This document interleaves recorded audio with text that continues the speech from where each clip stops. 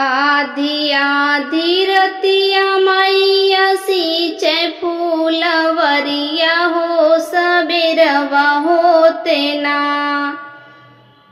आधी आधी रतिया मैया सींचे फूलवरिया हो सबेरवा होते ना। फूलवा होई गए कचनरवा हो सबेरवा होते ना। फूलवा होई गए कचनरवा हो सबेरवा होते ना। जवन फूलवा चढ़ शीतला मैया के चौकवा हो कि ऊ है फूलवा ना। भंवरा दिहले जुठारी हो कि ऊ है फूलवा ना। जवन फूलवा चढ़ शीतला मैया के चौकवा हो कि ऊ है फूलवा ना। भंवरा दिहले जुठारी हो कि ऊ है फूलवा ना।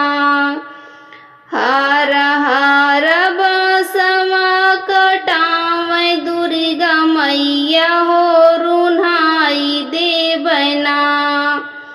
हार हार बसवा कटावे दुर्गा मैया हो रुन्हाई देबना। भंवरा तो हरावा जहिया हो छोड़ाई देबना। भंवरा तो हरावा जहिया हो छोड़ाई देबना। आधी आधी रतिया मैया सींचे फूलवरिया हो सबेरवा होतना। फूलवा होई गई कचनरवा हो सबेरवा होतना। फूलवा होई गई कचनरवा हो सबेरवा होतना।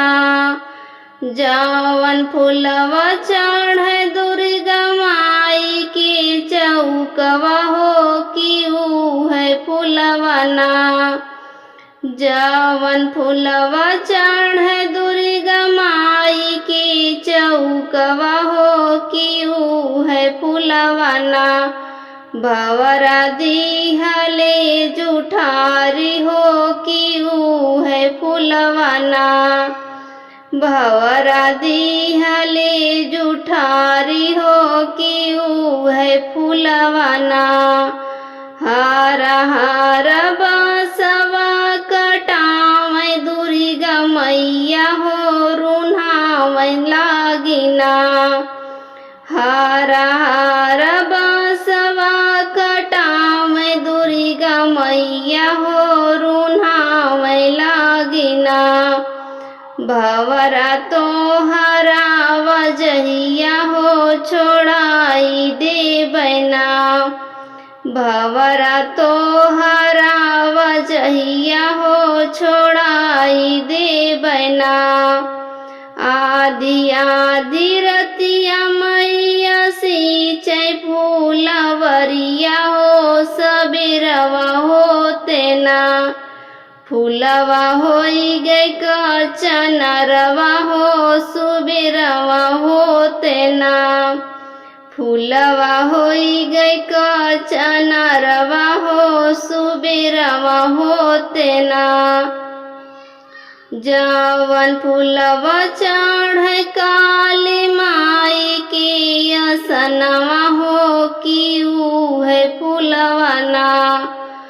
जवन फूलवा चढ़ काली माई के असनवा हो कि ऊ है फूलवा ना। भंवरा दिहले जुठारी हो कि ऊ है फूलवा ना। भंवरा दिहले जुठारी हो कि ऊ है फूलवा ना। हार हार बसवा कटावे काली मैया हो रुन्हाई देबना। हार हार बसवा कटावे काली मैया भवरा तोहरा वजहिया हो छोड़ाई दे बना। भवरा तोहरा वजहिया हो छोड़ाई दे बना। आदि आदि रतिया मैया सींचे फूलवरिया हो सबेरवा हो तैना। फूलवा होई गई का चनरवा हो सुबेरवा हो तैना। फूलवा होई गई का चनरवा हो सबेरवा हो तैना। मीरा देवी गीत अच्छा लगा हो तो प्लीज़ सब्सक्राइब करें, लाइक करें और कमेंट करके बताएं कैसा लगा।